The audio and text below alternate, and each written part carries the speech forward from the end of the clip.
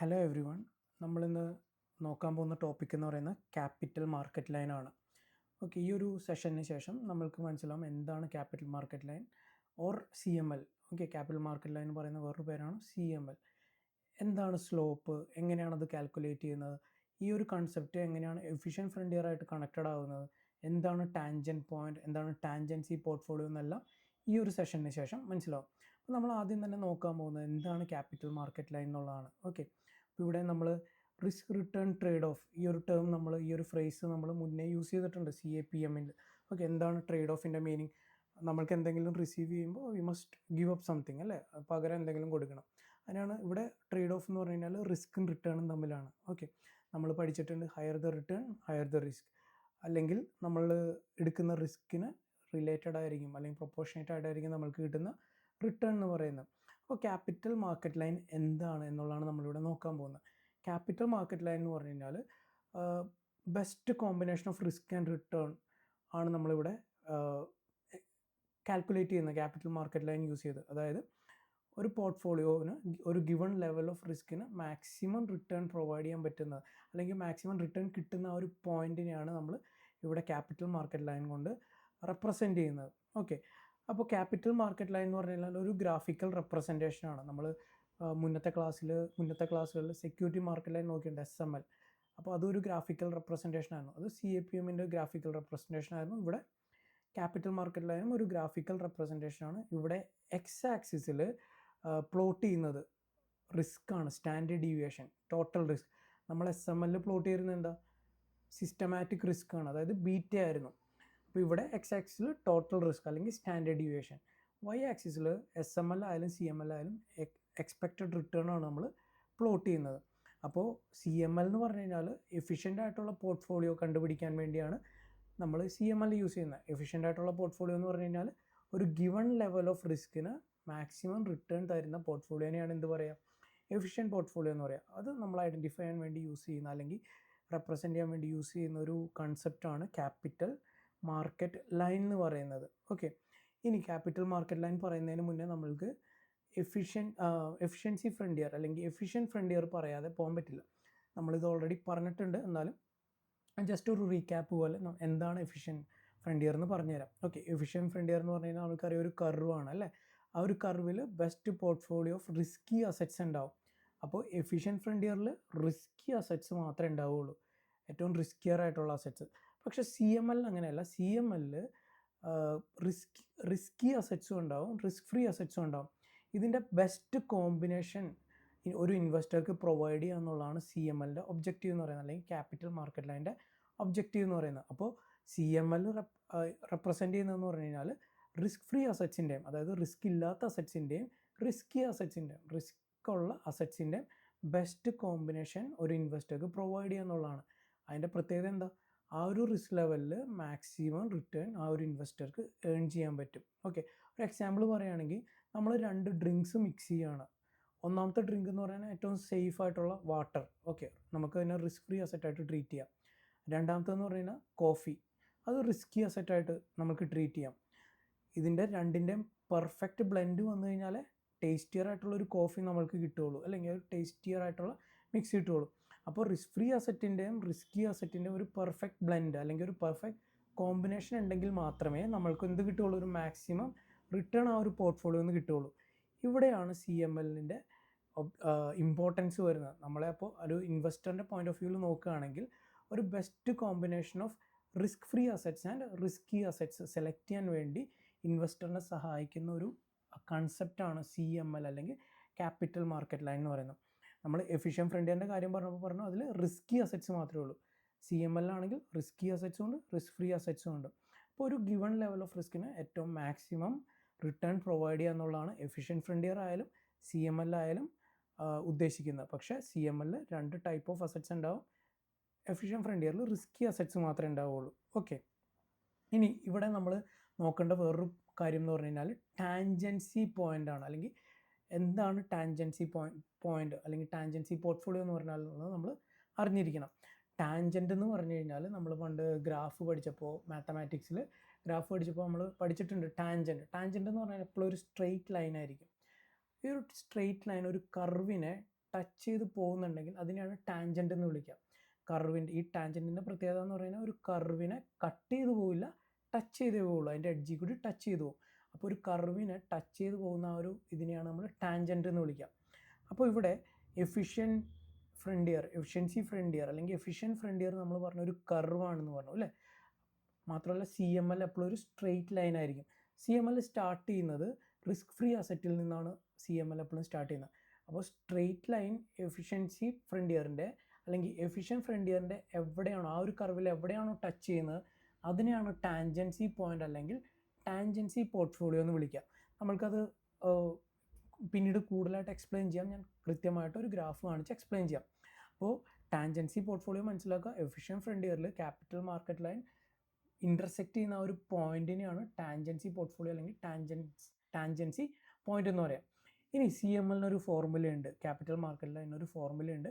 ഫോർമുലയാണ് RP = RF + RF - RM - RF divided by standard deviation of market into standard deviation of portfolio. RP എന്ന് പറഞ്ഞു കഴിഞ്ഞാൽ നമ്മൾക്കറിയാം expected return on portfolio. RF denote ചെയ്യുന്നത് risk free rate of return ആണ്. RM എന്ന് പറഞ്ഞു കഴിഞ്ഞാൽ മാർക്കറ്റിൽ നിന്ന് എക്സ്പെക്ട് ചെയ്യുന്ന return, expected market return. Standard deviation of M എന്ന് പറഞ്ഞാൽ മാർക്കറ്റിൻ്റെ ടോട്ടൽ റിസ്ക് ആണ്. സ്റ്റാൻഡേർഡ് ഡീവിയേഷൻ ഓഫ് P എന്ന് പറഞ്ഞു കഴിഞ്ഞാൽ പോർട്ട്ഫോളിയോൻ്റെ ടോട്ടൽ റിസ്ക് ആണ്. ഇനി സ്ലോപ്പ്, എന്താണ് സ്ലോപ്പ് എന്ന് നമ്മൾ അറിഞ്ഞിരിക്കണം.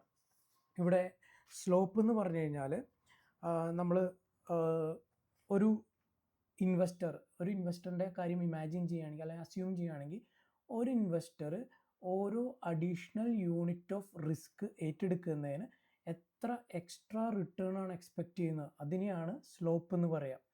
ഒരു ഇൻവെസ്റ്റർ ഓരോ അഡീഷണൽ യൂണിറ്റ് ഓഫ് റിസ്ക് ഏറ്റെടുക്കുന്നതിനും എക്സ്ട്രാ റിട്ടേൺ എക്സ്പെക്റ്റ് ചെയ്യുന്നുണ്ടാവും. ആ എക്സ്ട്രാ റിട്ടേണിനെയാണ് സ്ലോപ്പ് എന്ന് പറയുക. അപ്പോൾ ഈ ഒരു ഫോർമുലയിൽ സ്ലോപ്പ് എന്ന് പറഞ്ഞു കഴിഞ്ഞാൽ ഈ ഒരു പോയിൻറ്റിനെയാണ് RM - RF divided by standard deviation of M, ഇതിനെയാണ് സ്ലോപ്പ് എന്ന് പറയുക. സ്ലോപ്പിന് വേറൊരു പേരും കൂടി പറയും, പ്രൈസ് ഓഫ് റിസ്ക്, ആ റിസ്ക് ഏറ്റെടുക്കുന്നതിൻ്റെ പ്രൈസ്. ഓക്കെ, അല്ലെങ്കിൽ ആ extra return per unit of risk. അപ്പോൾ സ്ലോപ്പ് എന്ന് പറഞ്ഞു കഴിഞ്ഞാൽ ഒരു ഇൻവെസ്റ്റർ ഓരോ അഡീഷണൽ യൂണിറ്റ് ഓഫ് റിസ്ക് ഏറ്റെടുക്കുന്നതിനും എക്സ്ട്രാ റിട്ടേൺ എത്രയാണോ എക്സ്പെക്റ്റ് ചെയ്യുന്നത് അതിനെയാണ് സ്ലോപ്പ് എന്ന് പറയുക. അപ്പോൾ CML ഫോർമുല എന്ന് പറഞ്ഞു കഴിഞ്ഞാൽ RP = RF + RM - RF divided by standard deviation of market multiplied by standard deviation of portfolio. അപ്പോൾ RM - RF divided by standard deviation of M എന്ന് പറഞ്ഞു കഴിഞ്ഞാൽ സ്ലോപ്പാണ്. ഓക്കെ, ഇനി ഗ്രാഫിൻ്റെ എക്സ്പ്ലനേഷൻ പറഞ്ഞു കഴിഞ്ഞാൽ CMLൻ്റെ ഗ്രാഫ് വരയ്ക്കുമ്പോൾ എപ്പോഴും ആദ്യം എഫിഷ്യൻറ്റ് ഫ്രണ്ടിയർ കർവ് നമ്മൾ വരയ്ക്കണം. എഫിഷ്യൻറ്റ് ഫ്രണ്ടിയർ കർവ് നമ്മൾ ക്ലാസ്സിൽ ഓഫ്ലൈനായിട്ട് നമ്മൾ പഠിച്ചിട്ടുണ്ട്. ഒരു കർവ് ആയിരിക്കും, അതിൽ റിസ്കി അസറ്റ്സിൻ്റെ കോമ്പിനേഷൻ മാത്രമേ ഉണ്ടാവുകയുള്ളൂ.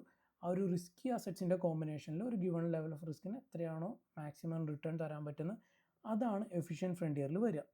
അതിനുശേഷം draw A line from the risk free റേറ്റിൽ നിന്നൊരു സ്ട്രെയിറ്റ് ലൈൻ വരയ്ക്കുക, അതായത് ഒരു ടാൻജൻറ്റ് വരയ്ക്കുക. ആ ഒരു ടാൻജൻറ്റിനെയാണ് എന്ത് വിളിക്കുക, ക്യാപിറ്റൽ മാർക്കറ്റ് ലൈൻ അല്ലെങ്കിൽ CML എന്ന് വിളിക്കുക. ടാൻജൻറ്റ് എന്ന് പറഞ്ഞു കഴിഞ്ഞാൽ straight line touching A curve. Okay, ഈ ടാൻജൻസി പോയിൻ്റ് എന്ന് പറഞ്ഞു കഴിഞ്ഞാൽ എഫിഷ്യൻറ്റ് ഫ്രണ്ടിയറിൻ്റെ കർവിൽ ആ ഒരു സ്ട്രെയിറ്റ് ലൈൻ എവിടെയാണോ ടച്ച് ചെയ്യുന്നത് അതിനെയാണ് ടാൻജൻസി പോയിൻ്റ് എന്ന് വിളിക്കുക.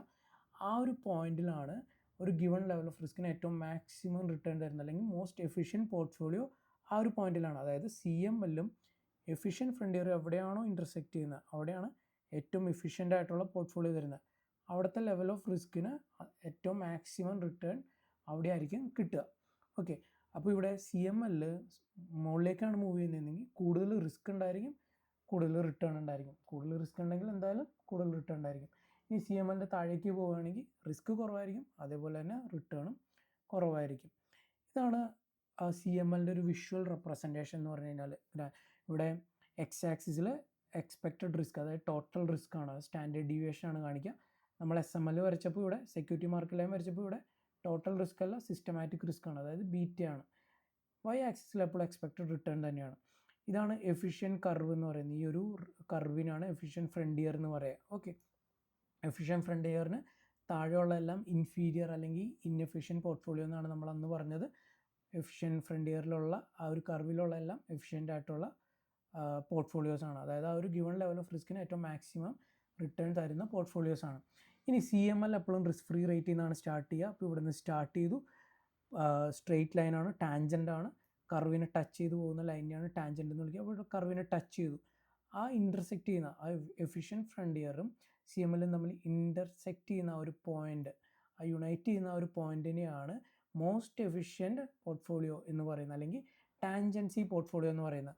ആ ഒരു പോയിന്റിലാണ് ഏറ്റവും കൂടുതൽ റിട്ടേൺ തരുന്ന പോർട്ട്ഫോളിയോ വരുന്നത്. ഓക്കെ, അതായത് ആ ഒരു ഗിവൺ ലെവൽ ഓഫ് റിസ്കിന് ഏറ്റവും കൂടുതൽ മാക്സിമം റിട്ടേൺ തരുന്ന പോർട്ട്ഫോളിയോ വരുന്നത്, അല്ലെങ്കിൽ റിട്ടേൺ വരുന്ന അവിടെയാണ്. അതിനെ ടാൻജൻസി പോർട്ട്ഫോളിയോ എന്ന് നമ്മൾ വിളിക്കാറുണ്ട്, അല്ലെങ്കിൽ എഫിഷ്യൻറ്റ് പോർട്ട്ഫോളിയോ എന്ന് നമ്മൾ വിളിക്കാറുണ്ട്.